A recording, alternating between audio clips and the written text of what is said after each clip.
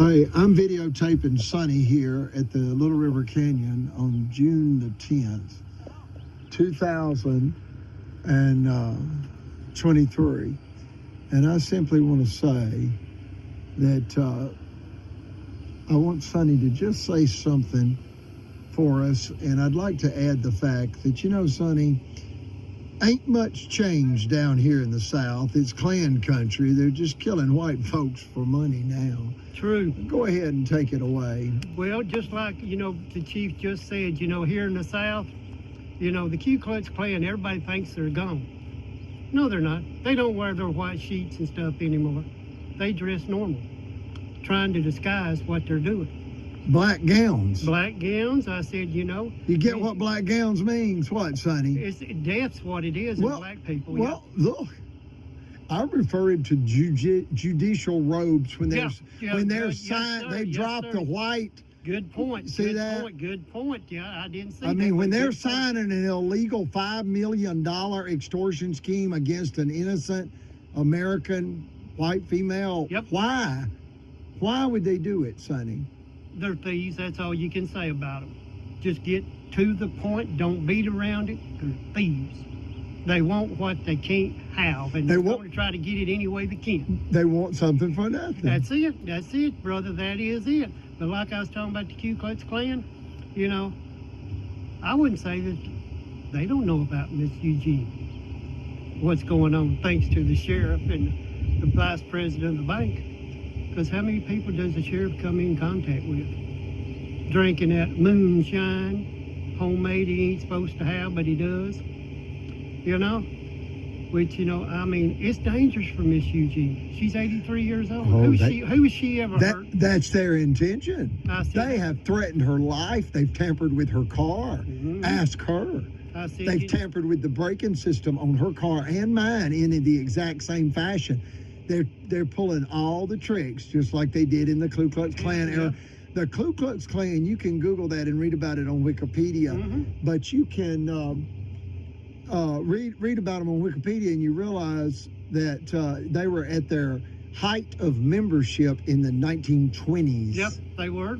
Now here they are back again. And what they were, they're just a collective force of evil. It is. It's follow the money. They wanted to anyway, steal the power and the control and the rights and the money from the African Americans, and now they're doing the same thing to white people. White people, yeah. And like I said, they're covering up. The sheriff's got, he's got a hand in it big time. Him and Margaret Lacey, the vice president of the bank,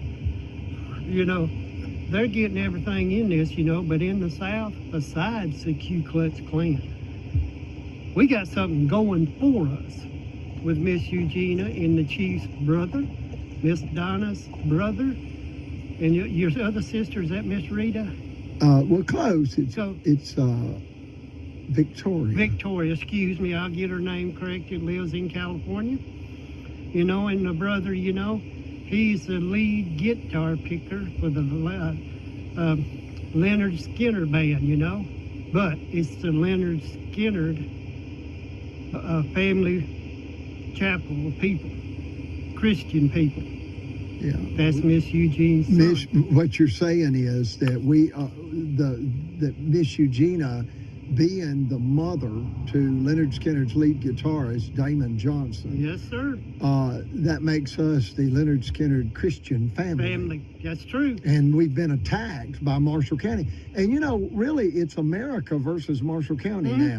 Really, think about it. It's America versus Marshall County now, because they're beginning to realize all over the country through the internet that what happened is just treasonous. These people have actually the Leonard committed. Skinner Christian family, they're the most powerful rock and roll band in the South. The greatest Southern rock band of all time. And also, now Led Zeppelin was the greatest rock and roll band, and Elvis Aaron Presley was the king of rock and roll. But the greatest Southern rock band of all time is hands down, no questions about it. No doubt about it. And you got to understand it's Leonard Skinner. Yes, and you got to understand that Ronnie Van Zant passed away at age 29, and right at the time that Leonard Skinner had just taken off and become just an enormous success. Yeah, we got that power. In 1977, October, just a couple of months after Elvis Aaron Presley passed away. Well, you know, we got that Leonard Skinner family, Christian family on our side, most powerful in the Southeast. Yeah, people really, you know, I never brought it up. I was just laying low about it. I didn't want it to make it look like I was trying to capitalize on that.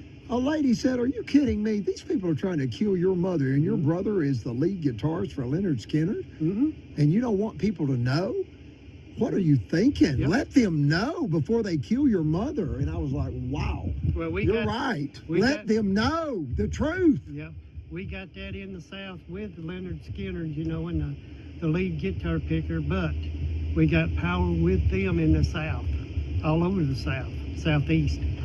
But the thing about it is, like I said a while ago, we know God, we believe in God, we got the Spirit and the truth.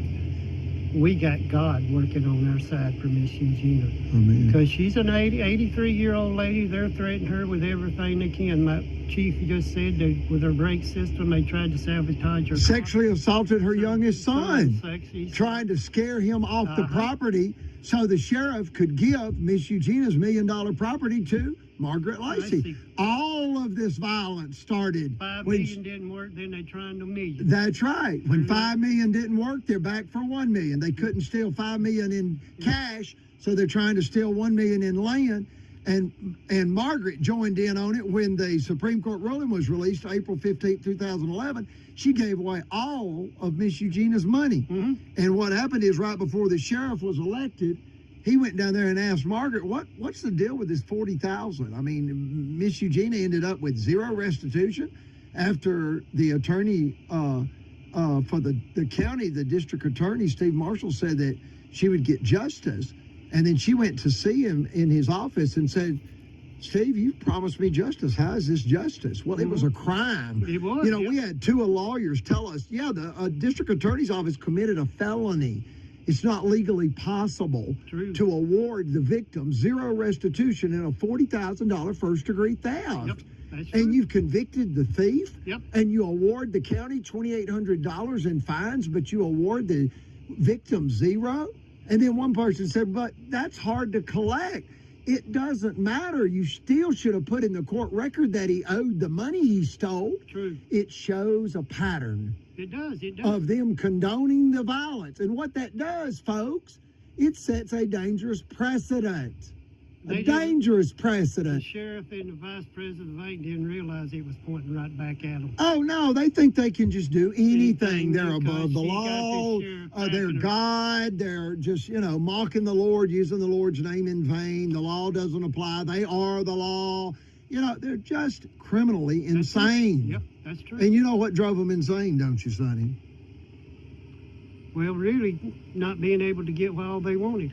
The $5 million Supreme Court ruling drove them collectively. Stopped them, squeezed them. Yeah, I mean, they were rebuked and caught and then exposed. And look, that Supreme Court ruling, it went to every judge and every lawyer throughout Alabama. Do you understand that? Every judge and every lawyer throughout Alabama. And we're squeezing them now, and the good Lord's putting a squeeze on them too. They don't know what to do. So they're trying to do everything they can to get what they can as they can, but it ain't working. Well, just know that the county illegally came after $5 million against Miss Eugenia. And she stopped them in the Supreme Court. They then sabotaged $10 million by running off 3,500 customers.